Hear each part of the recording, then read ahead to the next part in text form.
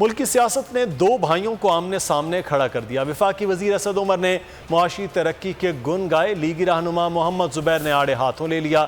وفاقی وزیر بولے، پہلے ہی بتا دیا معاشی بہتری میں 2 سال لگیں گے۔ سابق گورنر نے جواب دیا، اگر ہم آپ کی بات مان بھی لیں تو پھر مسئلہ آپ کا کپتان ہے جس نے آپ کو اسی مہینے تبدیل کر دیا۔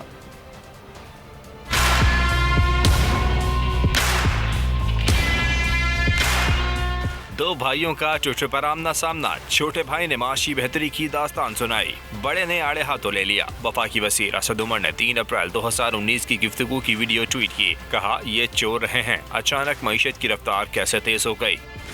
پہلے ہی بتایا تھا معاشی بہتری میں 2 سال لگیں گے۔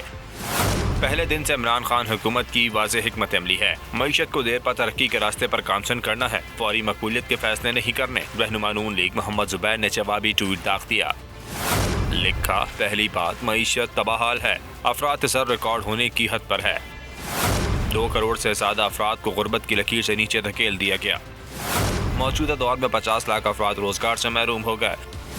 انہوں نے کہا، 1 منٹ کے لیے اگر ہم آپ کی بات مان بھی لیں تو پھر مسئلہ آپ کے کپتان کا ہے، کپتان نے آپ کو اسی مہینے تبدیل کر دیا۔